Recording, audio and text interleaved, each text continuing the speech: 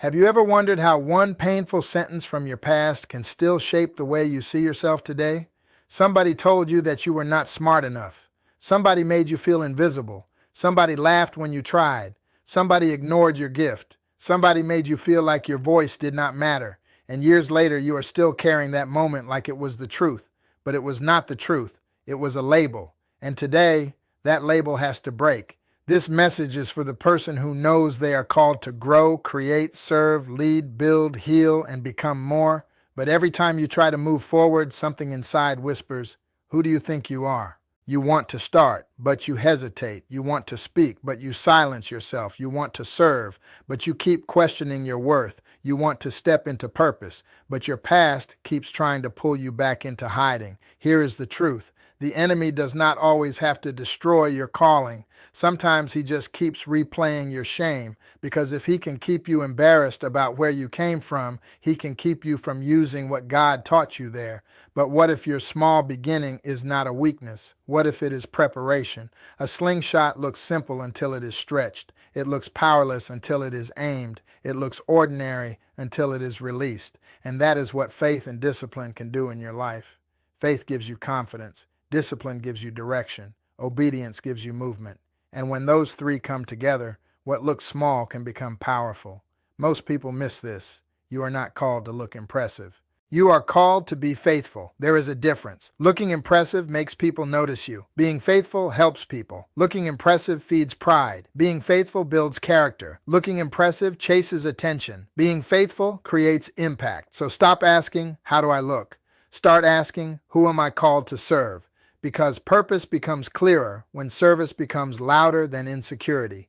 The first thing you have to break is the need for everybody to understand you. Some people will misunderstand your growth. Some people will question your confidence. Some people will only remember who you used to be. Let them. You do not need approval from people who only recognize the old version of you. God is not asking them for permission to use your life. The next thing you must do is stop hiding your difference. The part of you that feels unusual may be the part God wants to use. Maybe you think differently. Maybe you communicate differently. Maybe your story has pain in it.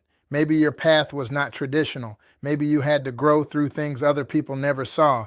But that does not disqualify you. That gives you compassion. That gives you wisdom. That gives you a testimony. That gives you the ability to reach people who need to know they are not alone. Your difference is not something to bury. It may be part of your assignment. So instead of asking, "How do I fit in?" ask, "Who can I help because of what I have been through?" That question can change your life because your story is not just history. It can become healing. Your lesson is not just for you. It can become light for somebody else. Your pain is not wasted when you place it in God's hands. Now let's make this practical. This week, do 3 things. First, write down the label you have been living under. Not the one you say out loud, the real one, the one that whispers when you are about to move. Not enough. Too late. Too quiet. Too broken. Too ordinary. Not qualified. People like me do not get used by God. Write it down. Then under it, write this. That was a label, not a life sentence. Second, identify one thing you have been hiding that could encourage someone else. A lesson, a prayer, a gift, a story, a skill, a truth, a word of encouragement, a moment God brought you through. Third, turn it into one act of obedience. Make the phone call, write the post, record the video, encourage the person, start the journal, create the plan, join the group, serve somewhere, take one step. Not because you feel ready, but because obedience does not always wait for confidence. Sometimes confidence comes after obedience. You do not overcome fear by thinking about courage. You overcome fear by taking the next faithful step. And here is the part many people need to hear. Small steps done consistently can defeat big dreams that never leave your heart. A little courage every day.